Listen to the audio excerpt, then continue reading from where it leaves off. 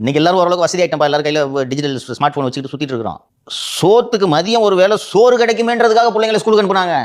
அந்த சத்துணவு திட்டத்தை செயல்படுத்துறதுக்கு கவர்மெண்ட்ல காசு இல்லைன்ட்டு ஒரு சீஃப் செக்ரட்டரி சொன்ன உடனே சத்துணவு திட்டத்துக்கு நிதி கொடுங்கன்னு சொன்ன உடனே சாராய ஆலையை வைக்க லைசன்ஸ் வேணுன்றவெல்லாம் போய் சத்துணவு திட்டத்துக்கு நிதி கொடுத்தான். டிஎன்பிசிலேருந்து ரெக்ரூட்மெண்ட் எடுக்கிறாங்கல்ல, அதுபோல் எம்ப்ளாய்மெண்ட் எக்ஸ்சேஞ்சிலேருந்து தற்காலிகமாக இல்லை டிஎன் குரூப் 4 மாதிரி இளநிலை உதவியாளர்கள் என்று ரூல் 10A1 சொல்லுவாங்க. அந்த 10A1 என்ற விதியின் கீழ் டிஎன்பிசியிலிருந்து எடுப்பதற்கு பதிலாக இந்த எம்ப்ளாய்மெண்ட் எக்ஸ்சேஞ்சிலேருந்து ஆட்கள் எடுத்து தற்காலிகமாக பண்ணியிருப்பாங்க. அவங்கள எது வரைக்கும் கேட்டால் டிஎன்பிசிலேருந்து எக்ஸாம் எழுதிட்டு வர்றது வரைக்கும். டிஎன்பிசிலேருந்து எக்ஸாம் எழுதிட்டு வந்தால் வீட்டுக்கு போன வச்சுருவாங்க.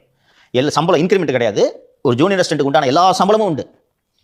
இது மாதிரி எம்ப்ளாய்மெண்ட் எக்ஸ்சேஞ்சில் அது என்ன பண்ணுவாங்கன்னா, டெம்பரரியாக இருக்கிறாங்களா அவங்களுக்கு வேலை போகிற மாதிரி ஊஸ்டிங் வர மாதிரி இருந்துச்சுன்னா ஒரு மாதம் ஒருத்தர் மெடிக்கல் லீவ் போடுவார். அந்த ஒரு மாதம் அவங்க வேலை பார்ப்பாங்க. அடுத்து இன்னொருத்தர் மெடிக்கல் லீவ் வேலை போகாமல் பார்த்துப்பாங்க. திடீர்னு ஒரு நாள் டிஎன்பிசி எக்ஸாம் வச்சிட்டாங்கன்னா மொத்த பேர் வீட்டுக்கு போகணும். ஏன்னா நீ எக்ஸாம் எழுதி வரல, வேணா நீ போய் எக்ஸாம் எழுது. அதில் சில பேர் தேர்வு எழுதுவதற்கான அதிகபட்ச வயதை கடந்திருப்பாங்க. கலைவாணத்தில் ஒரு நிகழ்ச்சி ஏதோ நடக்குது. அந்த தற்காலிக அரசு ஊழியர்கள் எல்லாம் சேர்ந்து ஒரு துண்டில் பணத்தை ₹1 ₹2 வசூல் பண்ணி அமௌண்ட் எனக்கு எக்ஸாக்டாக ஞாபகம் போய் நான் வேலை பார்த்த டிஎஸ்பி சொன்னார். அமௌண்ட் எடுத்துகிட்டு போய் ஒரு அமௌண்ட் ₹1,00,000 என்னமோ நினைக்கிறேன். அதை கொண்டு போய் எம்ஜிஆர் கிட்ட அந்த துண்டில் போய் காசை கொடுத்து சத்துணவுக்கு நிதி அப்படின்னு கொடுத்துட்டு எம்ஜிஆர் காலில் வந்து கும்பிட்டோன்னே அப்படியே தூக்கி கட்டி பிடிச்சிட்டார் எம்ஜிஆர்.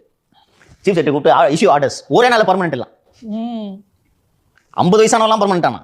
அந்த சத்துணவு திட்டத்தை அந்த எம்ஜிஆர் பக்கத்தில் உட்காந்து சாப்பிட்ற அந்த இமேஜஸ் கூட கூகுளில் வரும். அது அவ்வளவு ஏழைகள் வீட்டில் விளக்கேற்றியது, 7 பிள்ளைகளை படிக்க வைத்தது. இதனால அட்டாச் ஆகுறாங்க. இந்த ரிலேஷன்ஷிப் இருந்துச்சு, அது முக்கியம்.